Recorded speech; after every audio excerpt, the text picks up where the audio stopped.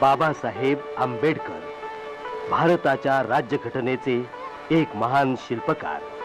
Doctor आंबेडकरांनी आपलं सारं आयुष्य पददलितांना न्याय आणि समता मिळवून देण्यासाठी वेचलं.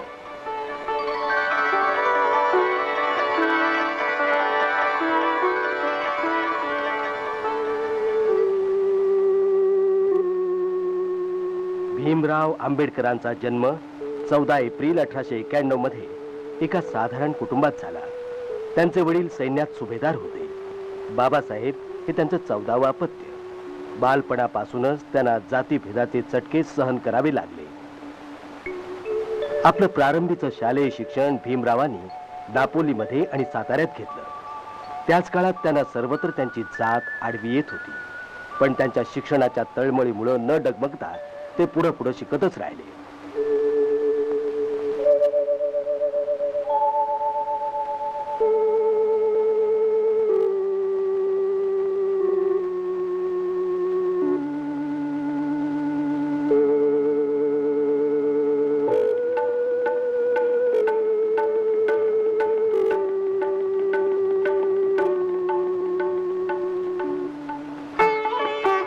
त्यानंतर आपल्या कुटुंबियासह ते मुंबईला आले. निरनिराळ्या संकटांशी सामना देत आंबेडकरांनी शिष्यवृत्त्या मिळवून शाळेतून कॉलेजापर्यंत मजल मारली.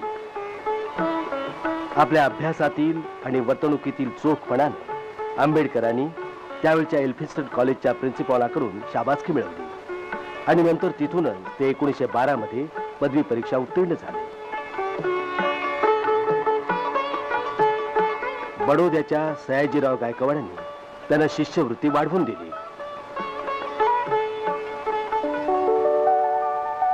त्यामुळे ते न्यूयॉर्क इथल्या कोलंबिया युनिव्हर्सिटीत गेले. तिथे त्यांनी अर्थशास्त्रातली MA ची पदवी मिळवली आणि नंतर डॉक्टरेटचीही पदवी मिळवली. भारतात परतल्यावर आंबेडकरांनी सिडनहॅम कॉलेजात नोकरी धरली. या नोकरीत मिळालेल्या पैशामुळे त्यांना पुढे इंग्लंडमध्ये जाऊन अर्थशास्त्र आणि कायद्याचा अभ्यास पूर्ण करायला मिळाला. एकीकडे कुटुंबाची जबाबदारी सांभाळत असताना दुसरीकडे जातीयवादी गुलामगिरीच्या बेड्यात तोडून टाकण्यात ते गुंतले होते. वेगवेगळी संकट पार करीत आंबेडकर अखेरीला बॅरिस्टर झाले. 1924 मध्ये मुंबईच्या हायकोर्टात त्यांनी कामाला सुरुवातही केली. मुंबई विधानसभेचे एक सदस्य म्हणून सार्वजनिक क्षेत्रात त्यांची कामगिरी सुरू झाली होती. आंबेडकरांच्या जीवनाची संगती पददलित वर्गाशी जोडली जाते. ते केवळ हा पददलित वर्ग उपासपोटी होता म्हणून नव्हे, तर तो एक अपमानितच जीवन जगत होता म्हणून.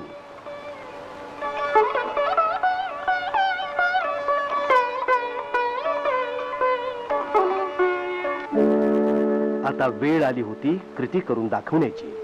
महाडमधलं 14 तळ, वास्तविक हे तळ सर्वांसाठी खुलं होतं. तरीही सवर्ण हिंदूंनी ते खासगी मालकीचं असल्याचा दावा केला. हरिजनांना या तळ्यावर पाणी भरण्याची मनाई करण्यात आली. 1927 मध्ये आंबेडकर आणि त्यांच्या अनुयायांनी या अन्यायाविरुद्ध सत्याग्रहाचा मार्ग अवलंबला. प्रसंगी प्रकरण कोर्टातही गेलं.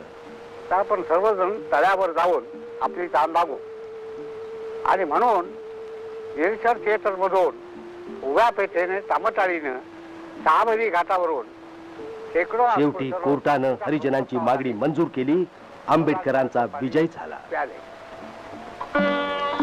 अस्पृश्यतेविरुद्ध त्यांनी बंडाचं निशाण उभारलं.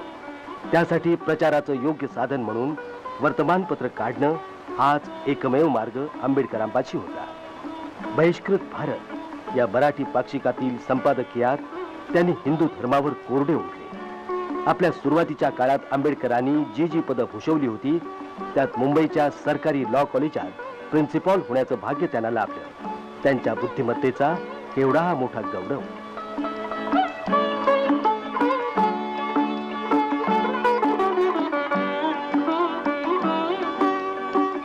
त्याच काळात महिलाद्वारासाठी त्यांनी अनेक चळवळीत भाग घेतला. ब्राह्मण पुरोहितांनी वैदिक पद्धतीनं लावलेलं हरिजन दाम्पत्याचं लग्न हे दलित वर्गाला समानतेनं वागवल्याचं एक सुचिन्हच होतं.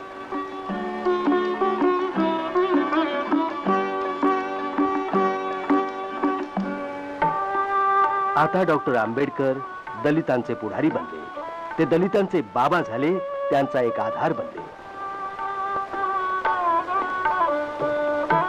मुंबईमधलं आंबेडकरांचं घर राजगृह त्यांच्या अनेक चळवळींचं प्रमुख केंद्र बनलं.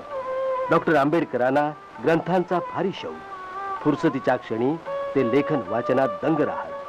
त्यांनी जवळजवळ 11 ग्रंथांचं लेखन केलं.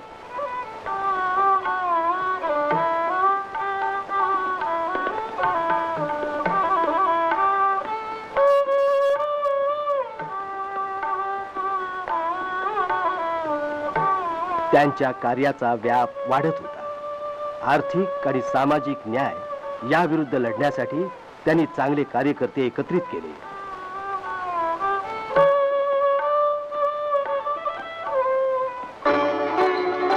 देवाच्या दारी सर्व जाती एक आहेत हे सिद्ध करण्यासाठी बाबासाहेबांनी मंदिर प्रवेश आंदोलन केलं. 1930 मध्ये डॉक्टर आंबेडकरांनी हरिजन आणि इतर मित्रांसमवेत नाशिकच्या काळाराम मंदिराच्या प्रवेशासाठी एक मोर्चा काढला.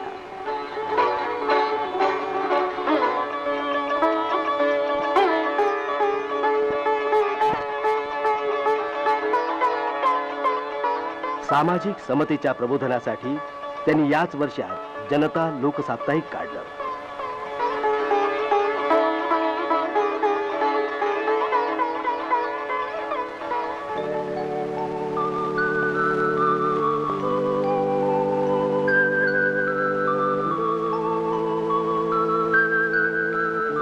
डॉक्टर आंबेडकर लंडन मधल्या 3ही गोलमेज परिषदेला प्रतिनिधी म्हणून गेले. तिथं त्यांनी हरिजनांसाठी वेगळ्या निर्वाचन क्षेत्राची मागणी केली. परिणामी 1932च्या ऑगस्टमध्ये भारताला कम्युनल अवॉर्ड देण्यात आलं.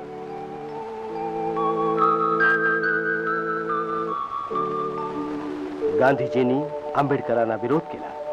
हरिजनांच्या वेगळ्या निर्वाचनाविरुद्ध गांधीजींनी आमरण उपोषण आरंभलं. अखेरीला पुणे करारान्वये हरिजनांना प्रत्येक निर्वाचन क्षेत्रात थोड्या आरक्षित जागा मिळाल्या.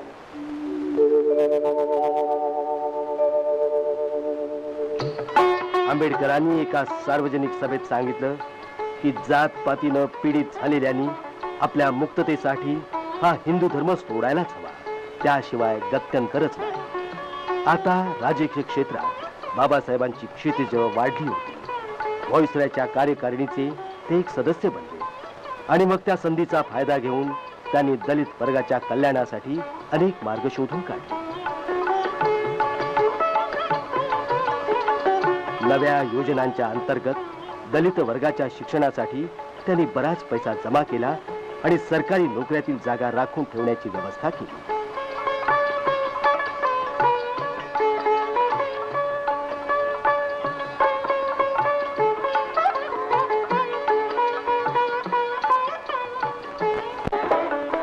एकोणीसशे 45 बाबासाहेब आंबेडकरांनी पीपल्स एज्युकेशन सोसायटीची स्थापना करून तिच्या योगे अनुसूचित जातीतल्या विद्यार्थ्यांसाठी निरनिराळ्या शिक्षण संस्था उभारल्या. स्वतः शिक्षण तज्ञ असल्यानं डॉक्टर आंबेडकरांना हे ठाऊक होतं की अखेरीला ज्ञानानंच मुक्ती मिळते. जातीयवादाच्या शापानं दलित वर्गाला पार अज्ञानाच्या दरीत ढकलून दिलेलं होतं.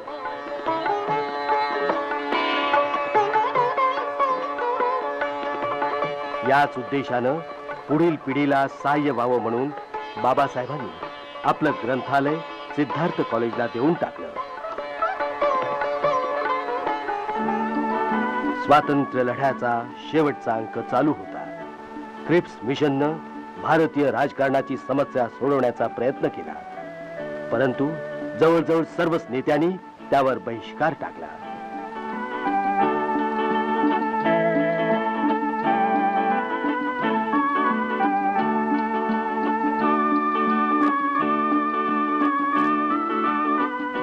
डॉक्टर आंबेडकरांनी देखील दलित वर्गातर्फे त्या योजनेला ठोकरून लावलं. महात्मा गांधींनी क्रिप्स प्रस्तावाला पोस्ट डेटेड चेक म्हणजे पुढील तारखेचा चेक असंच म्हटलं. 1946 मध्ये ब्रिटिश कॅबिनेट मिशन सत्ता बदल योजनेवर विचार विमर्श करण्यासाठी आलं. हंगामी सरकार आणि एक संविधान सभा तयार करून तिच्या योगे स्वतंत्र भारतासाठी घटना बनवावी अशी योजना होती. डॉक्टर आंबेडकरांना बंगालमधून संविधान सभेसाठी निवडण्यात आले. 1947च्या ऑगस्टमध्ये संविधान सभेनं एक ड्राफ्टिंग कमिटी घटनेच्या निर्मितीसाठी बनवली आणि तीमध्ये भारताचे केंद्रीय कायदे मंत्री डॉक्टर आंबेडकरांना अध्यक्षपदी विराजमान केलं.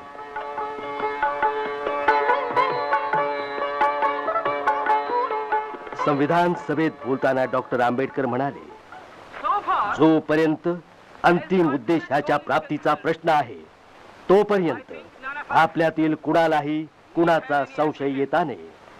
तरी देखील मला वाटणारी एक शंका मी बोलूनच दाखवतो. आपण सर्व कुठल्याही प्रकारे सहकार्यपूर्वक आपल्यातील विविधतांना एकतेच्या मार्गावर घेऊन जाऊ. आमच्या लक्ष्याविषयी कसलीच शंका नाही, पण त्या मार्गाने पावलं टाकणंच कठीण आहे. म्हणून आम्हाला एका शक्तिशाली केंद्रीय सरकारची आवश्यकता आहे. That we have today take a decision in common and march in a cooperative way on that road which is bound to lead us to unity. Our difficulty is not with regard to the ultimate. Our difficulty is with regard to the beginning. Mr. Chairman, therefore, I like a strong, united center.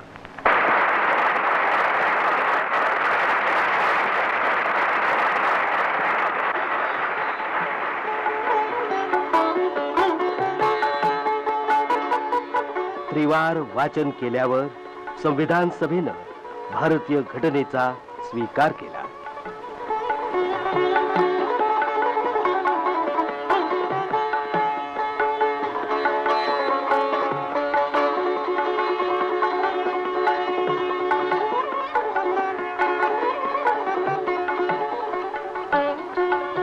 स्वातंत्र्यानंतर आपल्या देशानं सर्व जनतेसाठी आणि विशेष करून दलित वर्गासाठी सामाजिक आणि आर्थिक समानता अंमलात आणण्याचा प्रयत्न केला. अस्पृश्यता नष्ट करण्यात आली.